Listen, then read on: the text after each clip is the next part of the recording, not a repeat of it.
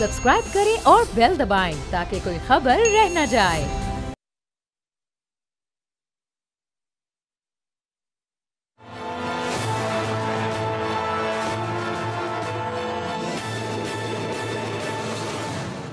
अस्सलाम वालेकुम, मैं हूं अरबाब जहांगीर। आप देख रहे हैं प्रोग्राम तज्जिया का ईद स्पेशल प्रोग्राम, और ईद के इस खास मौके पर एक बहुत ही खास मेहमान के साथ आपकी खिदमत में हम हाजिर हैं। और अभी मैं उस खास मेहमान से आपका तारुफ भी करवाऊंगा, चूँकि ईद का ये मौका है और इस मौके पर सियासतदान भी बहुत ही मसरूफ़ होते हैं, ख़ासतौर पर वो सियासतदान जो कि पार्लिमानी सियासत का हिस्सा होते हैं, जो अपने हलकों में वक्त गुजार रहे होते हैं, अपनी आवाम में जा रहे होते हैं, उनके मसाइल सुन रहे होते हैं। तो सियासतदानों की ईद शायद जो दीगर तबकों के लोग हैं या जो दीगर आम लोग हैं उनसे बड़ी मुख्तलिफ होती है। तो एक ऐसे ही बड़े मशहूर बड़े सीनियर सियासतदान हमारे साथ मौजूद हैं। बहुत कम सियासतदान ऐसे होते हैं जो कि मुस्बत शोहरत के आज के दौर में हामिल होते हैं, वरना आवाम के लिए एक परसेप्शन जो सियासतदान का आजकल बनता जा रहा है वो एक बड़ा ही मनफी है। लेकिन जब आप चंद अच्छे मोतबर नामों को शुरू करें तो उसमें जो सर फहरिस्त आपको नाम नजर आएगा वो पाकिस्तान पीपल्स पार्टी के सीनियर रहनुमा कमर ज़मान कायरा साहब का होता है। कायरा साहब, बहुत शुक्रिया सर, प्रोग्राम के लिए आपने वक्त निकाला और ईद पर इतना मसरूफ़ और टफ शेड्यूल और उसके बावजूद आप हमारे साथ मौजूद हैं, हमें वक्त दे रहे हैं। तो कायर साहब, सबसे पहले तो ये बताइएगा कि जो ये तो बड़ा जदीद दौर आ गया आजकल, दौर जदीद की इस ईद में, और जो माजी की आपको ईद याद आती होगी जब आपने होश संभाला, आपका बचपन गुजरा, फिर लड़कपन का दौर आया, तो ज़रा उस दौर की ईद में और आज की ये जो दौर जदीद की ईद होती है, ज़रा इसका थोड़ा सा ज़रा मवाजना कीजिएगा। बहुत शुक्रिया अरबाब साहब। सबसे पहले तो मैं आपको, आपकी पूरी टीम को और आपके इस प्रोग्राम के तवस्सुत से पूरी कौम को, सारे मुसलमानों को ईद की खुशियाँ मुबारक कहता हूँ। खैर मुबारक। अल्लाह ताला ये ईद हमारे लिए खुशियों का सामान बने, हमारे मुल्क की प्रॉस्पेरिटी का सामान बने और हम बेहतरी के सामान के साथ आगे बढ़ सके।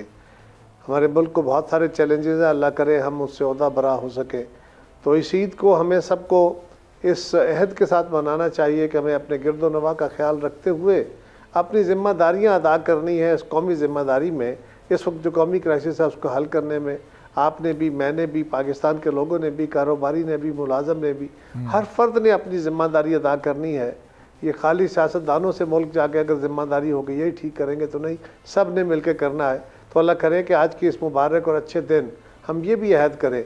तो बहरहाल मैं आपके सवालों की तरफ आने से पहले फिर एक दफ़ा आपको, आपकी टीम को, आपके चैनल को और पूरी कौम को ईद की खुशियाँ मुबारक करता हूं। सर खैर मुबारक, और आपको भी बहुत बहुत ईद मुबारक। और कायरा साहब, ज़ाहिर है कि आज की जो आपकी ईद गुजरती होगी, यानी इस दौर की ईद, पिछले चंद सालों से, जब से 2 दहाइयों से आपने सियासत में कदम रखा, बल्कि 2 दहाइयों से भी ज़्यादा का भी सफ़र हो गया, तो ये सियासी दौर की ईद और फिर उससे पहले जो गैर सियासी दौर की ईद थी, लेकिन ज़ाहिर है कि आपकी ईद सियासी होती होगी चूँकि आपका एक ख़ानदान भी सियासत से ताल्लुक़ रखता है। तो वो जो जवानी और लड़कपन की ईद होती थी जो बड़े सादा दौर में होती थी, और आज की जो बड़े जदीद दौर में हो गई, ज़रा उसमें कोई फ़र्क है? माजी में कार्ड्स भेजा करते थे लोग ईद पर एक दूसरे को, तोहफे तोहफ़ का तबादला हुआ करता था, आज बस ये कि व्हाट्सएप मैसेज से ही काम चल जाता है। कम्युनिकेशन का एक ज़रिया है ना जी, अब जदीद ज़रिया आ गया तो आप व्हाट्सएप इस्तेमाल कर लेते हैं, आप मैसेजेस कर लेते हैं। कल ये नहीं था तो ख़त और ईद कार्ड होते थे। ईद कार्ड भी एक अच्छा ज़रिया था, लेकिन वो उस वक्त का तकाजा था। आज ये एक ज़रिया है और इस पर भी लोग बड़े बड़े खूबसूरत कार्ड बना के भेजते हैं। और बाप साहब, फ़र्क ये है कि ईद वही होती है मज़े में जो आप जिस वक्त आप ईद ले रहे होते हैं। जब बचपना होता है, आप वालदैन से ईद लेते हैं, सुबह सुबह उठते हैं, अपने अजीज़ व अक़रबा जिनसे आपको ईदी मिलती है उनके पास जाते हैं, ईदी इकट्ठी करते हैं, फिर उसके ख़र्चे करने के प्लान करते हैं, तो वही वक्त होता है। फिर जब लड़कपन में आए तो बुजुर्गी सियासत में थे, तो सारा दिन उनके पास लोग आते थे तो उनकी खिदमत करने में मसरूफ़ रहते, और फिर यही कोशिश होती कि किसी तरीके से कोई दूसरा भाई आ जाए तो फिर जहाँ से भागें दोस्तों के साथ जाके कहीं आवारागर्दी करें। ईद के दिन पे बहुत सारी खुशियाँ होती थी। हमारे तो ये भी होता था ना कि उस वक्त तो सिनेमा में फिल्म देखने जाके एक बड़ा काम होता था। अब तो सिनेमा ही खत्म होते जा रहे हैं। करते थे हमारे साथ, गुजरात एक बड़ा शहर था, अब सिनेमा ही खत्म हो गए। लेकिन अब हर घर में सिनेमा है, अब हर वक्त आप बैठ के नेटफ्लिक्स पे या यूट्यूब पे या टीवी प्रोग्राम्स के जरिए बेशुमार चीज़ें देख सकते। अब तो आपके पास इतना कुछ आ गया है ना, ये तो उस वक्त आज से कुछ 30-35 साल पहले की बातें हैं। जब से मैं खुद सियासत में आया हूँ तो अब सियासत, अब ईद यही होती है, मामूल के दिनों की तरह ही होती है कि आपने सुबह उठ के ईद की नमाज़ पढ़ी, आके बैठ गए, कोई मीठा वीठा खाया और फिर दोस्त अब आप जो आना शुरू हो जाते हैं ईद मिलने के लिए, उनकी मोहब्बतें हैं, उनकी बहुत मेहरबानियाँ हैं। तो सारा दिन दोस्तों के फ़ोन सुनने में, उनके मुलाकातें करने में, दोस्त आ रहे होते हैं, हम उनको एंटरटेन कर रहे होते हैं, और मैं देख रहा होता हूँ कि बच्चों की ख्वाहिश होती है कि जी आंख बचे और हम यहाँ से निकले, लेकिन वो सारा दिन बेचारे हमारे साथ फंसे होते हैं। तो सारा दिन दोस्तों से मिलते रहते हैं। बच्चों को देख के फिर आपको वही अपना वाला वो दौर याद आता है जब ईदी खर्च करने की आपको भी जल्दी हुआ करती थी, और ज़ाहिर है कि उस वक्त ईदी मिलती थी और अब आप सिर्फ देते होंगे, अब मिलती तो नहीं होगी ज़ाहिर ईदी। नेचुरली अब इस उम्र में तो ईदी देनी होती है, तो ईदी लेने के मज़े ज़्यादा थे, देने भी होती है, चले वो भी एक जिम्मेदारी है, लेकिन अब ईद घर बैठे गुजरती है, बाहर जाने का कोई मौका नहीं होता। लड़कपन में थे, जवानी में थे तो फिर दोस्तों के साथ चले जाते, जी चलो ईद पे कोई लंबा टूर कराएं, कोई लाहौर जाके, और उस वक्त खाने का अब हर इलाके में रेस्टोरेंट बन गए हैं। रेस्टोरेंट अब फिल्म का कोई शौक नहीं रहा, अब भी दोस्त मिलते हैं, नौजवान भी इकट्ठे होते हैं, गप्पे लगाते हैं, लेकिन हमारे अहद की जो बातें हैं वो आज अब याद ही रह गई, अब तो नहीं सकते। बिल्कुल।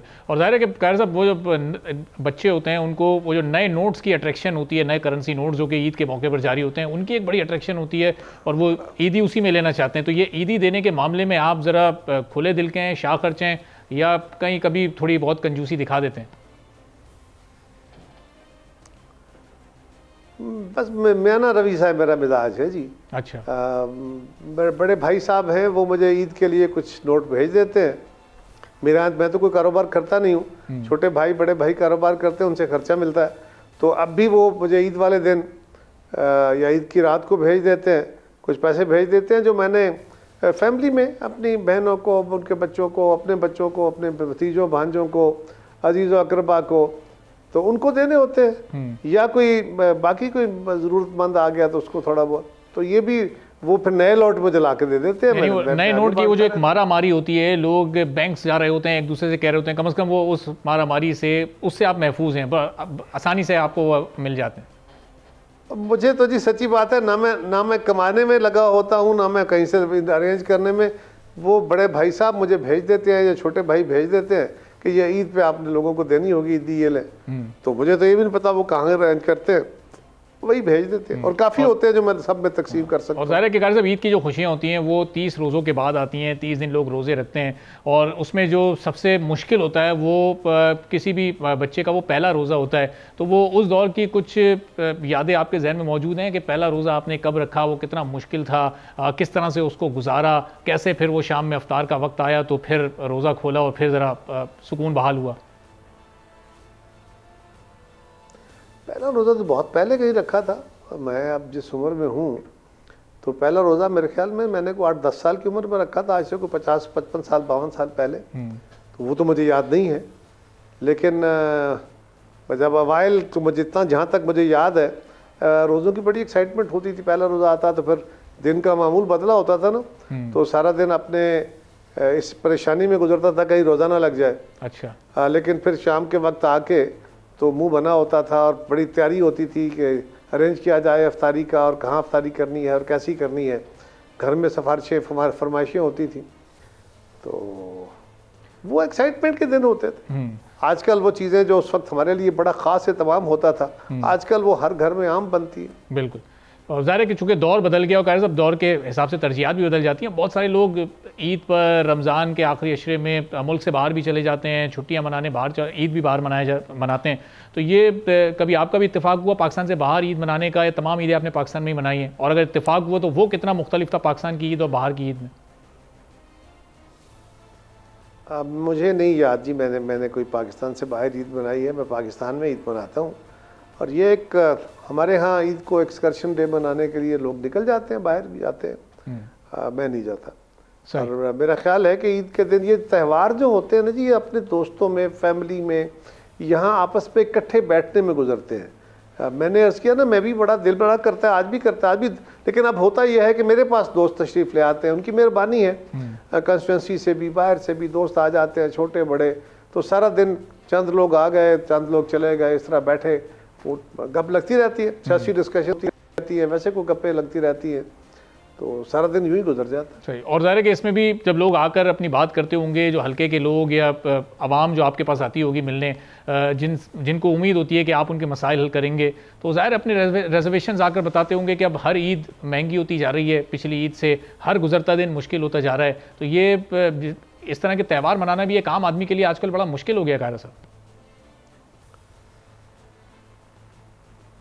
ये बात दुरुस्त है जी, पाकिस्तान की जितनी तेज़ी से आबादी बढ़ी है, हमारी एक बड़ी आबादी का हिस्सा वो है जो यकीनन जिनके लिए दिन गुजारने मुश्किल होते हैं। लेकिन बहुत सारे लोग हमारे यहाँ वो भी हैं, उनकी भी तादाद बहुत ज़्यादा बड़ी है। कि मैं एक बहुत बड़े अमीर ख़ानदान से तो नहीं हूँ, लेकिन एक मुतमव्वल ख़ानदान, एक मिडिल क्लास ख़ानदान से हूँ। मेरे बचपन में मेरे घर में जिस तरह के कपड़े, जूते, खाने, ये चीज़ें या खर्चे होते थे, आज अगर मैं देखता हूँ तो वो बिल्कुल आम घर के अंदर भी उनके बच्चों को भी वो फैसिलिटीज़ हैं। गरीब ज़रूर हैं, महंगाई भी है, महंगाई के असरात भी बड़े हैं, लेकिन आज उतने ज़्यादा मसाइल नहीं हैं जितने मसाइल आज से कोई 40 साल पहले थे। अच्छा, आज गुर्बत के मेयार बदले हैं। गुर्बत है, इसमें कोई शक नहीं है, लोग तंग हैं, इसमें कोई शक नहीं है, लेकिन ये भी है कि हमने अपना मेयार ज़िंदगी आर्टिफिशियली बहुत ज़्यादा बढ़ा दिया है। एक दूसरे को देखा देखी इस रीस में, भागम भाग में हमने कर ये लिया है कि अपनी आमदन से ज़्यादा, मेजॉरिटी लोगों ने अपनी आमदन से ज़्यादा पाँव पसार लिए हैं। अपने बच्चों की आदतें भी इस तरह हो गई है, फैमिली की आदतें भी इस तरह हो गई हैं, घरों के अखराजात भी इस तरह हो गए कि अब हमें कर्ज उठाने पड़ते हैं, आमदन से ज़्यादा खर्चे करने पड़ते हैं, फिर कई गलत काम करने पड़ते हैं, और गलत नहीं तो कम से कम सही कामों में ज़्यादा वक्त सर्फ करना पड़ता है, तो फैमिली के लिए वक्त नहीं होता। मेरा ख्याल यह है कि अगर हम आज भी इत्तेदाल के साथ वक्त गुजारना चाहें तो मुल्क की बड़ी अक्सरियत वो है जिनको इन त्योहारों पे या रमज़ान के महीनों में ऐसा नहीं है कि उनको खाने को नहीं। आप ज़रा गौर कीजिए ना, इस महीने के अंदर हमारी हर चीज़ की खपत 1.5 गुना दुगना हो जाती है। बिल्कुल, अशिया ज़ाया कितनी होती है, कितना खाना ज़ाया होता है, गवर्नमेंट कितना अनाज जो है वो प्रोक्योर करके लोगों में तकसीम करती है, प्राइवेट सेक्टर कितना अनाज प्रोक्योर करता है, और जब महीना शुरू होने से पहले सरकारी तौर पे अरबों का और फिर प्राइवेट सेक्टर अरबों का जब राशन प्रोक्योर करता है, मार्केट से वो चीज़ें उठाता है, तो उसकी डिमांड जनरेट हो जाती है, महंगाई हो जाती है। सो अगर हम इत्तेदाल के साथ ज़िंदगी की तरफ जाएं और अपनी ज़िंदगी को अपने मीन्स के अंदर रखें, तो मैं समझता हूँ आज भी हालात बेहतर हो सकते हैं। बिलाशुबा तेल महंगा है, बिजली महंगी है, गैस महंगी है, खाने पीने की अशिया महंगी हैं, कपड़े महंगे हैं, जूते महंगे हैं, लेकिन हमारी आमदन में भी इजाफे हुए। अच्छा, आज से अगर 20 साल पहले तेल सस्ता था, कपड़े सस्ते थे, जूते सस्ते, तनख्वाह भी थोड़ी थी, आज तनख्वाहें भी ज़्यादा हैं, आज दुकानदार की सेल भी ज़्यादा है। अब बाज़ारों में जाएं तो दुकानों पे रश है, बाज़ारों में, रेस्टोरेंटों में जाएं तो आपको बैठने को जगह नहीं मिलती, वेट करना पड़ता है। आप पेट्रोल पंपों में जाएं, तेल कल महंगा हुआ है, आज आप जाके पूछिए उनकी सेलों में फ़र्क तो नहीं आया। तो ज़रूर है हाथ तंग हुआ है, लेकिन ऐसा भी नहीं है कि हम कहें कि खुदा न खास्ता कोई क़यामत आ गई। अब तो अच्छा खासा खाता पीता बंदा भी कर ये रहा होगा। मतलब मैं जा रहा हूँ तो मैं कह रहा हूँ जनाब क्या करें, तेल बड़ा महंगा हो गया है और मैं क्रूज़र गाड़ी में बैठा हूँ। भाई 5 करोड़ की गाड़ी में हो, 10-15 हज़ार का तेल रोज़ आया करते हो, तो अगर नहीं अफोर्ड करते छोटी गाड़ी ले लो। सही। लेकिन कैसा कुछ अपने आप को भी मेयार अपने बदलने ये जो तनख्वाह और महंगाई का जो रेशो था, ये कोई 2017-18 तक तो ये बहुत मुनासिब चलता हुआ आ रहा था, लेकिन ये उसके एक बाद से एकदम से 2019-20 से फिर लोगों के हालात बदलना शुरू हुए। उस दौर से यानी कोविड के बाद से लोगों की तनख्वाहों में उतना नहीं इजाफा हुआ जितना महंगाई में हुआ है। तो शायद ये पिछले 3-4 साल बहुत मुश्किल थे लोगों के लिए पाकिस्तान में। देखिए यकीनन मुश्किल थे, इसमें तो कोई शक नहीं है ना कि आम आदमी जो है, गरीब आदमी जो है, तनख्वाहदार जो है, वो बहुत मुश्किल में है। लेकिन और रूरल पॉवर्टी भी है, रूरल इलाके की पॉवर्टी हमें नज़र कम आती है। देहात का गरीब भी बहुत गरीब है, शहर का गरीब भी बहुत गरीब है, ये है, इसमें कोई शक नहीं। लेकिन देखना यह है कि आपके पास वसाइल कितने हैं, हुकूमतों के पास वसाइल कितने हैं। अगर हम टैक्स लगाते हैं तो टैक्स के ऊपर एक एहतजाज शुरू हो जाता है, और स्मगलिंग को रोकते हैं तो उस पर एहतजाज शुरू हो जाता है। हुकूमत के भी अपने हाथ बंधे होते हैं, ये भी बात दुरुस्त है। और दूसरा ये है कि टैक्स मशीनरी जो है वो भी मेरे और आपके ही भाई बंदे हैं ना। मेरा ही कोई भाई बेटा कोई लगता, कोई अजीज अकरबा में से, वो किसी टैक्स के डिपार्टमेंट में है, कोई पुलिस में है, कोई किसी जगह है।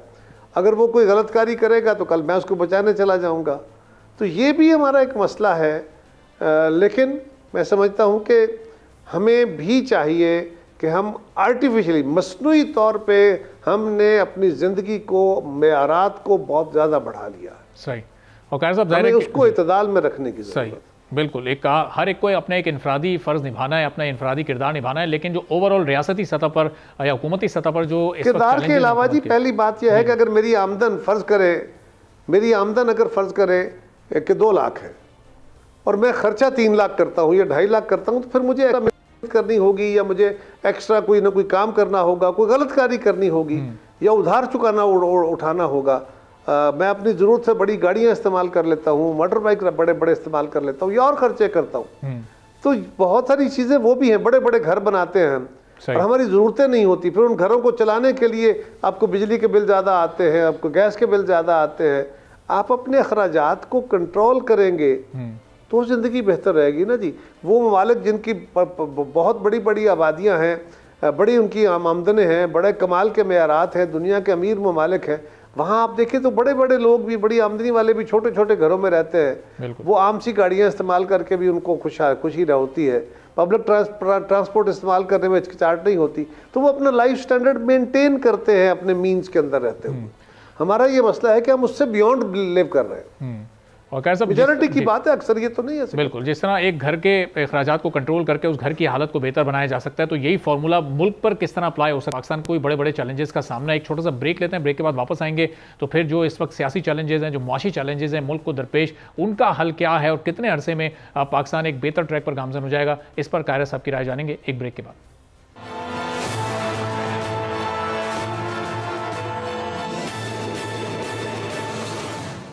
एक बार फिर प्रोग्राम में आपको खुशामदीद कहेंगे। पीपल्स पार्टी के सीनियर रहनुमा कमरज़मान कायरा साहब हमारे साथ मौजूद हैं। तो कायरा साहब, ये अब ज़ाहिर है कि रमज़ान गुजर गए, ये ईद गुजर रही है और उसके बाद फिर हुकूमत के टफ डेज शुरू होने वाले हैं। आगे हुकूमत को बजट बनाना है, IMF के साथ इंगेज करना है, जो मुल्की मसाइल हैं इस वक्त वो हम सबके सामने, कितने बड़े चैलेंज इस वक्त पाकिस्तान को दरपेश हैं। आने वाला वक्त इस वक्त आवाम के लिए, पाकिस्तान के लोगों के लिए बड़ा मुश्किल होने जा रहा है। तो ये मुश्किल वक्त कब तक पाकिस्तान पर रहेगा, कब पाकिस्तान इस मुश्किल से निकल सकेगा, इन मसाइल का हल है क्या आपकी नज़र में?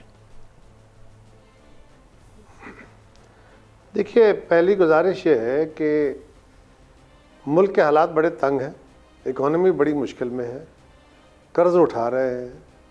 अभी भी हम कर्ज़ मिलता है तो हम खुशी का इजहार करते हैं और कर्ज़ लेने के रास्ते खोलने की कोशिश करते हैं। कोई शक नहीं है, कशकोल उठाए फिरते हैं, ये बात तो दुरुस्त है। अब इसका कोई फौरी हल है, आवाम को रिलीफ देना है। अगर बाहर से तेल आपको महंगा मिल रहा है और आप तेल सस्ता आवाम को देना चाहते हैं तो गवर्नमेंट अपने पास से पैसे डालेगी। अगर गवर्नमेंट तेल के ऊपर जो टैक्स है उसको विड्रा करेगी तो गवर्नमेंट की आमदन कम होगी। यदि गवर्नमेंट के पास भी तो आमदन टैक्सेशन ही है ना, वो पेट्रोल के ज़रिए हो, वो बिजली के ज़रिए हो, वो बाकी अशिया के ज़रिए हो, तो यही एक ज़रिया होता है। उसी में से गवर्नमेंट ने तनख्वाहदार तबके की तनख्वाहें भी देनी है, बढ़ानी भी हैं, आपके डेवलपमेंट भी करानी है, बजट भी बनाने हैं, हेल्थ भी देनी है, जैसी तैसी भी है, एक निज़ाम को चलाना है। अब गवर्नमेंट की आमदन थोड़ी है, अखराजात ज़्यादा है, तो गवर्नमेंट को अपने फेडरल एक्सपेंडिचर, प्रोविंशियल एक्सपेंडिचर जो है उसको बड़ा सीरियसली, उस पर कमेटियाँ बनी हुई हैं और जल्दी इस पर काम हो रहा है, जल्दी इस पर फैसले हो जाएंगे कि कितनी कट लगेगी, कि कौन कौन सी मदें कटनी होंगी। गवर्नमेंट के कई डिपार्टमेंट ख़त्म हो रहे हैं, कई वजारतें जो हैं वो अबॉलिश की जा रही है, जो पहले ही हो जानी चाहिए थी, हो सकी। इसी तरह ये भी है कि जो हमारे सरकारी इदारे जहाँ बहुत ज़्यादा ब्लीड हो रहा है पैसा, बहुत ज़्यादा नुकसानात हर साल उठाए जाते हैं, उनको प्राइवेटाइज किया जा रहा है या उनको प्रॉफिट मिलाने की सही की जा रही है, पब्लिक प्राइवेट पार्टनरशिप के जरिए चलाने की कोशिश है, तो उसको एक तरीकाकार है। एक जो सरकारी रेवेन्यू में चोरी है, आमदन आपकी थोड़ी है, खर्च ज़्यादा है। इस सूरत हाल में कोई फ़र्द हो, कोई घर हो, कोई जमात हो, कोई मुल्क हो, उसका चलाना मुश्किल होता है। तो एक काम हमें अपने अखराजात को कंट्रोल करना है, जायज़ करना है, अफराद को भी, कौम को भी, यानी मुल्क को भी, और अपनी आमदन बढ़ानी है, अफराद ने भी और मुल्क ने भी। और बहुत सारा वो तबका जो ऑलरेडी टैक्स दे रहा है उनके ऊपर टैक्स नहीं डालना मजीद, बहुत अब उनको थोड़ा सा टैक्स रिलीफ दें, और जो तबका इस वक्त टैक्स नेट से बाहर है उनको टैक्स नेट में लाइए। जो टैक्स चोरी कर रहे हैं उनके ऊपर हैवी हैंड रखिए। जो हमें चोरी करके, यानी फैक्ट्रियाँ लगी हुई हैं, मैं किसी सेक्टर का नाम नहीं लेता, लेकिन कई सेक्टर ऐसे हैं कि उनके फैक्ट्री मालकान की ज़िंदगी तो बदल रही है। आज से 10 साल पीछे उनको देखें तो वो क्या थे, आज उनके पास घर कहाँ से आ गए, उनके असासे कहाँ बढ़ गए, उनके पास गाड़ियाँ, उनकी ट्रैवलिंग, उनके एक्सपेंडिचर, उनके अयाशियाँ तलब। तो ये सब कुछ कैसे हो रहा है कि उनकी आमदनें बढ़ गई हैं लेकिन वो टैक्स नहीं दे रहे, और जितना टैक्स बनता है उतना नहीं दे रहे गवर्नमेंट को। थोड़े पैसे दे दिए और कहा जी हम तो टैक्स पेयर हैं। तो ये बड़ा सीरियस इशू है। और इसमें जो टैक्स मशीनरी है, जो भी हुकूमत होगी, मैं किसी हुकूमत को ब्लेम नहीं करता, जो भी हुकूमत होगी, एक प्रॉब्लम तो ये होता है ना कि जो टैक्स मशीनरी है, जो लॉ इन्फोर्समेंट करने वाले हैं, वो हमारे ही अजीज हैं, हमारे ही दोस्त हैं, हमारे ही ताल्लुक वाले हैं। मेरे ना होंगे, आपके होंगे, आपके ना होंगे, किसी तीसरे के होंगे। और जब भी उनकी किसी गलतकारी पे वो पकड़े जाते हैं, हम ही उनको बचाने चल पड़ते हैं। सही, ये भी एक मसला है। अच्छी जगह पोस्टिंग चाहिए, प्रोटेक्शंस चाहिए, तो ये कलेक्टिवली हमें सबको, यकीनन हुक्मरान को, यकीनन जुडिशरी को, यकीनन हमारी इस्टेब्लिशमेंट को, जो बड़े हमारे हैं, उन्होंने बैठ के फैसले करने हैं कि हमने अब सिफारशी अमल नहीं चलाना, हमने नाजायज़ मदाखलतें नहीं करनी, और जो सरकारी मशीनरी है उससे भी तवक्को करनी है कि वो भी अब फेयर एंड फॉर फेयर रहे, वो भी फेवर ना दे, वो भी अपने लिए ना फेवर मांगे ना फेवर दे, और कानून पे चलने की कोशिश की जाए। तो ये कलेक्टिवली चलेंगे। उस्ताद को भी अपनी जिम्मेदारी निभानी है कि वो अपने शागिर्द को पढ़ाए और ठीक पढ़ाए, उसको बेहतर ट्रेन करे। माँ बाप अपने बच्चों को सच बोलने की आदत डालें, सादगी की आदत डालें। आप लोगों को बेहतर तालीम के लिए, बेहतर इखलाकी तकाज़ों के लिए आपने प्रेशर डालना है, आपने गलत कार्यों को, और अपने आप को भी देखना है, खुद को भी देखना है। आजकल जो हमारे यहाँ सोशल मीडिया पे एक बड़ा जरिया है इन्फॉर्मेशन का, हर तरह की इन्फॉर्मेशन आपके हाथ में है, लेकिन बदकिस्मती से हम इसके ऊपर भी गाली गलौज ज़्यादा करना शुरू हो गए हैं। गालियाँ देने से मसाइल हल नहीं होंगे, तलखियाँ ज़रूर बढ़ेंगी, अपने इदारों को, अपने मुल्क को हम बदनाम ज़रूर करेंगे। गालियाँ देने से काम नहीं चलेगा, तजवीज़ दीजिए, तनकीद कीजिए, लेकिन तजवीज़ के साथ तजवीज़ कीजिए। आप राय दीजिए ना, आप मुझ पर तनकीद कर रहे हैं तो आपके पास होना चाहिए ना कि भाई कमर ज़मान तुमने ये फैसला गलत किया, आपका हक है, आप मुझसे ये पूछें कि क्यों किया। अच्छा, अगर आप मुझ पर ये सवाल उठा रहे हैं तो इसका मतलब है कि आपके पास कोई खबर है कि मेरा ये फैसला इस तरह तो ठीक नहीं है, क्या ठीक है। बिल्कुल सही। साथ अगर सजेशन देंगे तो ज़्यादा अच्छा होगा। तो कायर साहब, इसी तरह अगर एक आम आदमी का मेयार ज़िंदगी तो बेहतर करना है, को बदलने की बात मैं कर रहा हूं। जी, तो ये बेहतर, उसमें ये जो दो शोबे खासतौर पर, एक सेहत का शोबा, एक तालीम का शोबा, एक आम आदमी का अब इनकम का अच्छा खासा हिस्सा इस पर लग जाता है। मतलब अगर उसको अपनी बच्चों को पढ़ाना है तो उसके 2 या 3 भी बच्चे हैं तो आमदनी का कुछ 30-35% हिस्सा बच्चों के स्कूल की फ़ीसों में चला जाता है। अगर उसको अपनी फैमिली का इलाज करवाना है तो 15 से 20% हिस्सा उसका इस इलाज की मद में चला जाता है। तो वो अपने 50% उस आमदनी से तो सिर्फ इन 2 शोबों में महरूम हो रहा है। अगर हुकूमत इन 2 शोबों को, जो कि अब सूबाई सब्जेक्ट बन चुके हैं, इन पर ज़रा काम करे, और अगर सरकारी अस्पतालों की, सरकारी स्कूल्स की अगर हालत ज़ार बेहतर हो तो इससे कितना फ़र्क पड़ सकता है हमारे मुल्क की आवाम की हालत पर? देखिए, इस वक्त एक अंदाजे के मुताबिक पाकिस्तान से 2 से 2.5 करोड़ बच्चे जो हैं वो स्कूल से महरूम हैं। इनके लिए स्कूल होने चाहिए, स्कूलों के हालात बेहतर होने चाहिए, हॉस्पिटल्स इंप्रूव होने चाहिए। इस सारे काम के लिए पैसा चाहिए।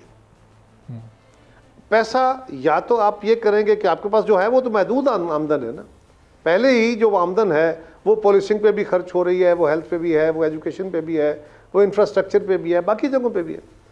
अब अगर आपने किसी सेक्टर की खर्चा बढ़ाना है, आपने हेल्थ को इम्प्रूव करना है तो आपको पैसे लगाने पड़ेंगे। अब हेल्थ को इम्प्रूव करने के लिए पैसा जो है वो या तो एक्स्ट्रा मनी आएगा तो उसमें लगेगा यकीनन, अगर नहीं फौरी तौर पर आ रहा तो आपने फौरी जो फैसला करना है उसके लिए पैसा कहाँ से आएगा? या तो आप किसी जगह से खर्च कर्टेल करेंगे और यहाँ ट्रांसफ़र करेंगे इस मद में, वो आपके पास बड़ा थोड़ा ऑप्शन होता है। तरक्याती काम आप रोक देंगे तो लोगों के रोज़गार रुक जाएंगे, फैक्ट्रियाँ बंद हो जाएंगी, ये भी एक ज़रिया है। लोगों की ज़िंदगी में तलखियाँ हो जाएगी, बहुत सारे लोगों को रोज़गार, उनकी दिहाड़ी उससे वाबस्ता है, कितने कारोबार उससे वाबस्ता है। और अगर आप एजुकेशन सेक्टर को ज़्यादा पैसा देते हैं और पुलिस को कम देते हैं तो लॉ एंड ऑर्डर का मसला हो जाएगा। पुलिस को ज़्यादा देते हैं और डेवलपमेंट में कम लगाते हैं तो उसका मसला है। तो जो फैसला करने वाला है, ये जिन मसाइल की आप निशानदेही फरमा रहे हैं, ये मुझे भी समझ है, ऊपर बैठे हुक्मरानों को भी समझ है, वहाँ भी ये सारी चीज़ें डिस्कस होती हैं, उनके सामने भी ये सारा फैसले आते हैं। लेकिन जब फैसला करते हुए आपके पास वसाइल महदूद हैं तो आप उन वसाइल के अंदर रहते हुए बजटिंग करते हैं तो ये सूरत हाल बनती है। उसका मैंने यही गुजारिश की ना कि आपको अपनी आमदन बढ़ानी होगी, आमदन बढ़ाएंगे तो इन मद्दात में अखराजात के लिए हमें वसाइल फराहम होंगे। सही, इस वक्त वसाइल जितने हैं उसमें इतना ही हो सके। और कायर साहब ये जो शोबे हैं इस पर बहुत सारे फलाई इदारे भी बढ़कर आए हैं और वो भी काम कर रहे हैं, और अब दिलचस्प बात यह है कि उन फलाई इदारों को अरबों रुपए के खैरात भी मिलती है, चैरिटी भी मिलती है। ये कौम उन फलाई इदारों पर तो ट्रस्ट करती है, उनको तो खैरात देती है, चैरिटी देती है, लेकिन टैक्स देने पर तैयार नहीं है। तो अब ये इस रवैये को कैसे बदलना पड़ेगा फिर हमें? ये याद रखिए, जो चैरिटी है ना वो भी अपनी मर्जी और अपने दिल की तसल्लियों के काम है ना। अल्लाह के घर टैक्स चोर जो है, रियासत का जो पैसा है, जो माले आपका सरकार का माल है, उसमें चोरी करने वाला बंदा वो जितने मर्जी अल्लाह के राह में सदके करता रहे वो बख्शा जाएगा। ये हमारी तसल्लियाँ हैं। लेकिन हैं, अब लोग चैरिटी करते हैं, चैरिटी में भी खाना खिलाना बड़ा सवाब है, इल्म पे पैसा लगाना इतना बड़ा सवाब नहीं है, हेल्थ पे भी लोग पैसा लगाते हैं। चैरिटी हमारे मुल्क में बड़ी होती है। ट्रस्ट लोगों का रियासत के ऊपर वैसे ही बड़ा कम होता है। कभी भी ये नहीं होता, दुनिया के किसी मुल्क में लोग वॉलंटरली टैक्स नहीं देते। आप याद कीजिए, हमारे मुसलमानों के खलीफा अव्वल हज़रत अबू बकर सदीक, आप ओथ लेते हैं, उस वक्त ओथ होता था ना, आप हलफ लेते थे, आप दूसरों से बैत लेते थे, आप बैत लेते हैं और अपनी प्रायोरिटीज़ का ऐलान करते हैं, तो आप पहला ऐलान क्या करते हैं? मुनकरीन ज़कात से एक ऊंट की नकेल के बराबर भी हुई तो मैं जंग करनी पड़ी तो करूँगा। ये उस वक्त भी आसान नहीं था, वो भी वहाँ भी रियासत ताकत से ये लेती थी। आज भी दुनिया के उन ममालिक में जिनका टैक्स रेशो बहुत बेहतर है, वहाँ पे भी इन्फोर्समेंट बहुत तगड़ी है।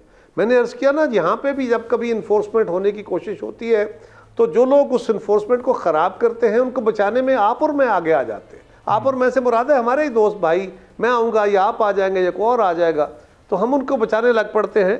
जज़ा और सज़ा का अमल, तो बेसिकली इसमें हम सबको कोशिश करनी है। ये मुश्किल काम है, आसान नहीं है, और ये खाली सियासतदानों पे नहीं छोड़ा जा सकता, इसको सब लोगों ने करना है। सही, लेकिन ज़ाहिर है कि वो एक, चूँकि सियासतदान किसी भी माशरे में रोल मॉडल होते हैं, चूँकि लीडर्स होते हैं, मुल्क को चलाने की पोजीशन में होते हैं, तो लोग उन्हीं को देखकर और उन्हीं को बड़ा काम ही उनका है। कर रहे होते हैं। जी, लोग उनको फॉलो करके टैक्स नहीं देते, बड़ा काम सियासतदान का है। बिलाशुबा सियासतदान ने अपने आप को पेश किया है ना। मैं तो खुद वोट मांगने जाता हूँ और कहता हूँ कि मैं आपकी ये खिदमत करना चाहता हूँ, मुझे अपना लीडर बनाएं, मुझे अपना नुमाइंदा चुने। मैं तो अपने आप को पेश कर रहा हूँ, लिहाजा मैं तो रोल मॉडल मुझे तो बनना चाहिए, मेरी बड़ी जिम्मेदारी है। लेकिन क्या इस मुल्क के उस्ताद की, इस मुल्क के जज की, इस मुल्क के इस्टेब्लिशमेंट के बंदे की, ब्यूरोक्रेसी की, इस मुल्क के कारोबारी की उसकी जिम्मेदारी नहीं है? लीडरशिप किसी एक जगह नहीं होती, मुख्तलिफ लोग, क्या मजहबी लोगों की लीडरशिप नहीं है? सब लीडर है अपने अपने सेक्शन में, सब ने अपनी अपनी ड्यूटी अदा करनी है, लेकिन नंबर 1 पे सियासतदान ने इसको लीड करना है, क्योंकि उसने अपने आप को स्पेसिफिकली खालिस्तन इस काम के लिए सबमिट किया है। लिहाजा उसकी पहली जिम्मेदारी, मैं उसको मुबर्रा नहीं कर रहा, मैं तो ये कह रहा हूँ कि इसको खाली सियासतदान पे छोड़ देंगे तो ये काम नहीं चलेगा। सही। और कायर साहब, इसमें कोई हुकूमत या कोई फाइनेंस मिनिस्टर कामयाब क्यों नहीं हो पा रहा? अभी जो पिछली हमने 2-3 हुकूमतें देखी, पाकिस्तान तहरीक इंसाफ के दौर में भी कोई 3-4 बल्कि 5 कोई फाइनेंस मिनिस्टर आए, फिर PDM के हुकूमत में भी मिफ्ता इस्माइल साहब को हटाकर इसाक डार साहब को लाया गया, तो उसी वक्त ये अंदाज़ा हो रहा था कि शायद जो ये वाला सेटअप होगा इसमें इसाक डार साहब वज़ीर ख़जाना होंगे, लेकिन अब वो हैरानकुन तौर पर वज़ीर ख़ारजा हैं, मोहम्मद औरंगज़ेब साहब को लाया गया। तो ये शख्सियात का तब्दील होना कि हमें ये बता रहा है कि हमारे यहाँ कोई मरबूत निज़ाम नहीं है, एक के बाद एक शख्सियत आ रही है और वो नाकाम होती चली जा रही है। देखिए, हुकूमतें जब तब्दील होती हैं तो वजारतें तब्दील की जाती हैं, नए लोग, कई लोगों को ट्राई किया जाता है, उनकी अपनी जो तरीक़ाकार है वो लेके चलते हैं प्रेफरेंसेस में, तो ये पॉसिबल हो जाता है। अब देखना ये है कि अगर प्रेफरेंसेस में जो वजारतें तब्दील हो गई तो जो वज़ीर ख़जाना नया आया उसको टाइम लगेगा ना, और उसके भी हाथ बंधे होते हैं। आमदनी बढ़ानी है, मैंने पहले अर्ज़ की ना, अपने टैक्स बेस बढ़ाना है। टैक्स बेस बढ़ाएंगे तो कहेंगे टैक्स मुझ पर टैक्स ना लगे, ज़मींदार कहेगा मुझ पर ना लगे, रियल स्टेट वाला कहेगा मुझ पर ना लगे, टोबैको वाला कहेगा मुझ पर ना लगे। बहुत सारे सेक्टर, कोई सेक्टर चाहता है मुझ पर टैक्स लगे या मेरा टैक्स बढ़ा लिया जाए, इस मुल्क का सबसे अमीर आदमी भी कहेगा बस मुझसे ज़्यादा टैक्स ना ले, और गरीब आदमी भी कहेगा मुझसे टैक्स ना ले, मिडिल क्लास भी लेगा कि जी मेरे पे इतना टैक्स नहीं बनता। आमदन में इजाफा हुआ, मुनाफे बढ़ रहे हैं, जायदादें बढ़ रही हैं, हर साल टैक्स नहीं देना चाहते हम। सो जो टैक्स लेने की कोशिश करेगा वो बुरा बनेगा, ये एक मुश्किल काम है।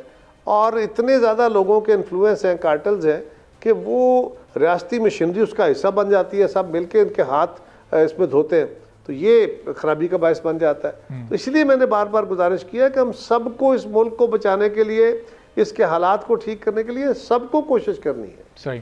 और क़ारी साहब, ज़ाहिर है कि अब ये चूँकि हुकूमत तो अब वजूद में आ चुकी है और ये शुरू के 2 माह भी गुजार चुकी है, अब इस हुकूमत को आगे चूँकि पाकिस्तान पीपल्स पार्टी इसमें अमली तौर पर तो शामिल नहीं है, तो अब ये तो पाकिस्तान पीपल्स पार्टी की भी ज़रा पोजीशन आप वाज़े कर दीजिएगा कि हर मामले में गैर मशरूत इस वक्त हिमायत इस हुकूमत को हासिल है, या फिर जिस तरह अभी चेयरमैन इरसा के मामले पर एक हमने थोड़ा सा एक एहतजाज देखा पाकिस्तान पीपल्स पार्टी का, तहफ़्फ़ुज़ात देखे, फिर प्राइवेटाइजेशन के मामले पर भी आप लोग अपने तहफ़्फ़ुज़ात हैं, तो केस बाई केस आप लोग डिसाइड करेंगे कि इस हुकूमत के साथ आगे कैसे चलना है?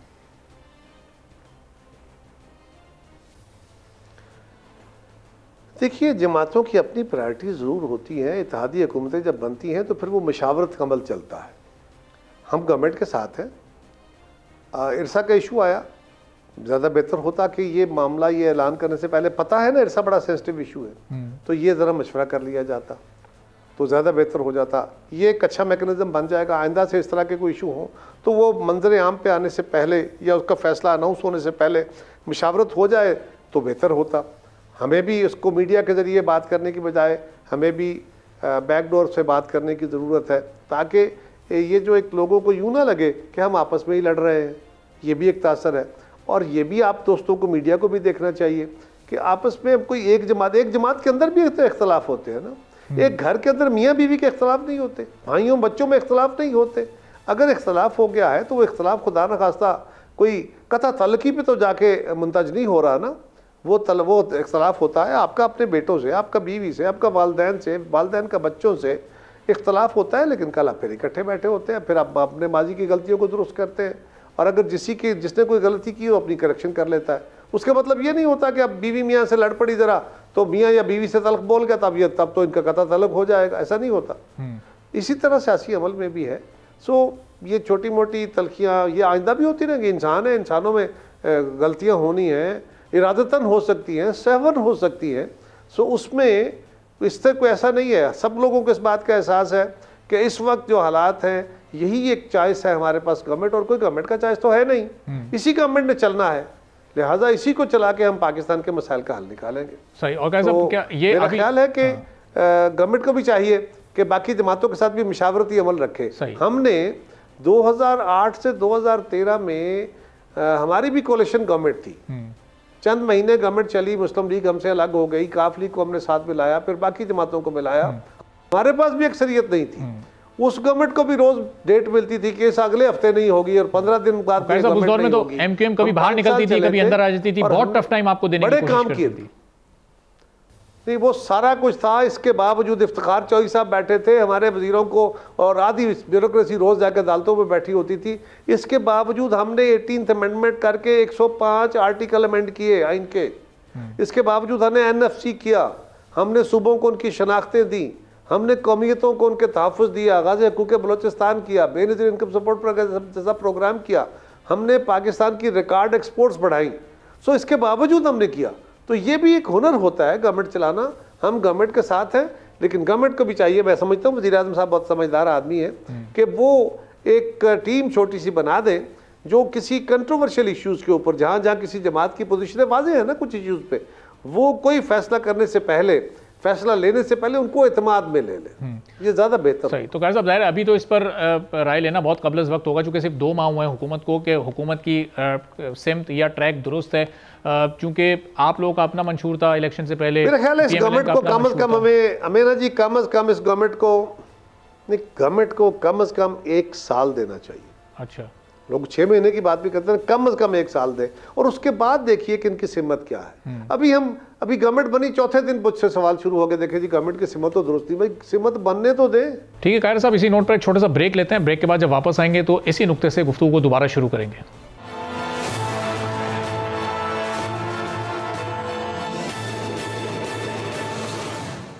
एक बार फिर प्रोग्राम में आपको खुशामदीद कहेंगे। पाकिस्तान पीपल्स पार्टी के सीनियर रहनुमा कमर ज़मान कायरा साहब हमारे साथ मौजूद हैं। गुफ्तगू के सिलसिले को आगे बढ़ाते हैं। तो कायरा साहब, अगला बजट आएगा, वो ज़ाहिर है IMF के प्रोग्राम में जाना है, तो वो ऐसा बजट बनाया जाएगा कि IMF भी उसको देखकर मुतमईन हो।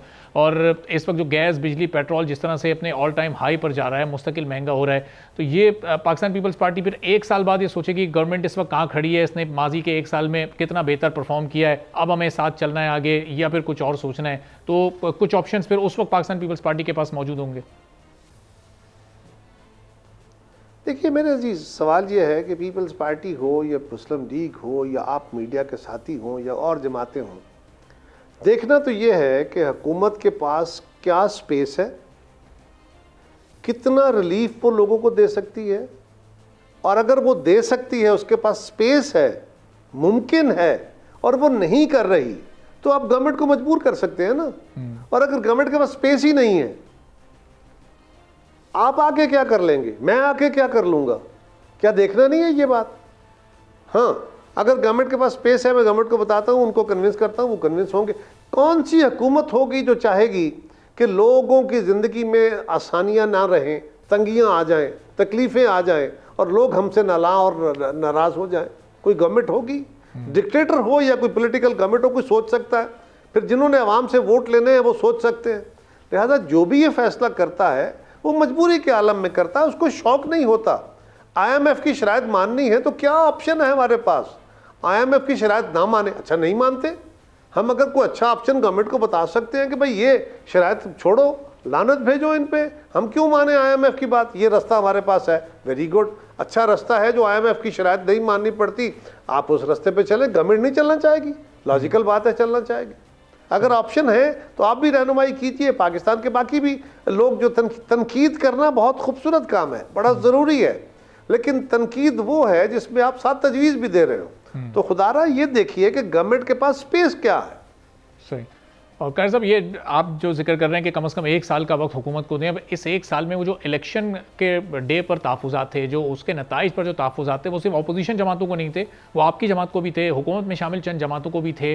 तो उसका भी कोई एक हल, कोई एक मंतकी, जो आप समझें कि जो एक आखिरी कोई ऐसा नुक्ता है वो सामने आना चाहिए कि ये मामला भी अपने हल की तरफ जाए। हमेशा हम देखते हैं कि इंतखाबात के बाद फिर उस पर एतराज़ात शुरू हो जाते हैं, धांधली का शोर मचाया जाता है। तो ये वाला मामला भी इस एक साल में हल होना चाहिए। आपने बड़ी खूबसूरत बात कही कि इलेक्शन का मामला हमेशा इस पे ये सवाल उठते हैं। ये 2018 में भी उठे, ये 13 में भी उठे, ये 8 में भी उठे, ये 2 में भी उठे। हमारे पैट्रियाट बना के 2002 में 21 बंदे जीते हुए मेंबर उधर बिठा के हुकूमतें बना ली गई, सब कुछ हुआ। इससे भी बियॉन्ड हुआ। इस मुल्क के अंदर वोट बिकते भी रहे, सेनेट के इलेक्शन हुए, क्या क्या तमाशे लगते रहे, क्या क्या नहीं होता रहा। मैं अब तलखी में नहीं जाता। सवाल यह है कि इस इलेक्शन के ऊपर भी सवाल है, आपके भी है, मेरे भी हैं। लेकिन क्या हम डेडलॉक पर क्रिएट करके मसले का हल निकाल लेंगे? पहली तकरीर पी असम्बली बनी, पहली तकरीर बिलावल साहब ने की, मेरे चेयरमैन ने, और उन्होंने कहा कि जनाब आपके तहफ़्फ़ुज़ात हैं, आप अपने तहफ़्फ़ुज़ात रखिए। हम भी माजी में तहफ़्फ़ुज़ात रखते थे, वो रखते हुए सब हम आके असम्बलियों में बैठते थे, अपनी ड्यूटी अदा करते थे।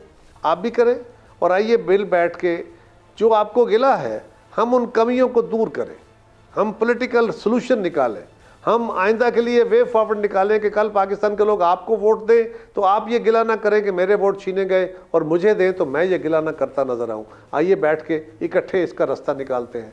आज भी पाकिस्तान के अंदर जो इलेक्टोरल प्रोसेस में जो आज शिकवे शिकायतें या सबूत आए हैं, ये पिछले इलेक्टोरल रिफॉर्म्स के नतीजे में जो फैसले हुए थे उसी के नतीजे में ये सूरत हाल आई है ना, वरना तो इलेक्शन का पता ही नहीं होता था कि क्या हो गया है। तो आइए बैठ के उसका रास्ता निकालते हैं, यही एक रास्ता है, और क्या रास्ता है। ठीक है। कायर साहब, आखिर में पाकिस्तानी कौम के लिए इस ईद के पुरमसरत और ख़ास मौके पर आपका पैगाम? मैं पैगाम तो जी पहले दे चुका हूँ। मैं तो अपने सारे बहनों भाइयों को ईद की खुशियाँ मुबारक कहते हुए यही कहूँगा कि आइए इस बात का अहद करें कि हमने ज़िंदगी को, अपने गिरदोनवा को देखना है, अपनी ज़िंदगी में बैलेंस पैदा करना है, अपने तयशात को कम कीजिए, अपनी ज़िंदगी को हकीकतों के करीब लाइए, अपने फालतू जो मसनूई हमने ज़िंदगी शुरू कर रखी है, अपने आप को बड़ा साबित करने की, अपने आप को तुर्रम खान बनाने की, अपने मीन्स के, अपने वसाइल के अंदर रहते हुए ज़िंदगी गुजारना शुरू करें, इनफरादी तौर पे भी और कौमी तौर पे भी। और हम सब मिल के पाकिस्तान के सियासतदानों को भी दुरुस्त करें, उनके रवैये भी दुरुस्त करें, उनके ऊपर चेक रखें पब्लिक ओपिनियन के ज़रिए। लेकिन सिर्फ सियासतदानों के ज़िम्मे लगा के हम बैठ जाएं कि वही सारा मुल्क ठीक करेंगे, तो ऐसा नहीं होगा। हम सबको अपने अपने सेक्टर्स में कोशिशें करनी है, अपनी अपनी ड्यूटियां अदा करनी है। अल्लाह करे आइंदा साल आने वाली ईद हमारे लिए खुशियों का सामान बने, लेकिन ये कलेक्टिव बेहतरी है। घर के अफराद किसी एक मसाइल बन जाए ना, घर ख़राब हो जाए, तो कोई एक फ़र्द मेहनत करके ठीक नहीं कर सकता, सारे कोशिश करते हैं, वो थोड़ी को ज़्यादा। घर की ख़वातीन भी कोशिश करती हैं, मर्द भी कोशिश करते हैं। इसी तरह कौमों के अंदर होता है। कौमी ज़िंदगी में भी हम सब ने ये कोशिश करनी है, तभी ये बेहतर हो पाएगा। मैं दूसरे पे इल्ज़ाम लगाऊं, दूसरा तीसरे पे इल्ज़ाम लगाए और बग पास करके मैं आंखें बंद करके कहूं कि तनकीद से और गालियां देने से और बुरा कहने से मेरे मसले का हल निकलेगा, ऐसा नहीं। सही, बहुत बहुत शुक्रिया कमर ज़मान कायरा साहब आपकी कीमती वक्त का। पाकिस्तान सीनियर रहनुमा कमर ज़मान कायरा साहब हमारे साथ मौजूद थे, गुफ्तगू आपने उनकी सुनी। इसी के साथ आज के प्रोग्राम से इजाज़त दीजिए। अल्लाह हाफ़िज़।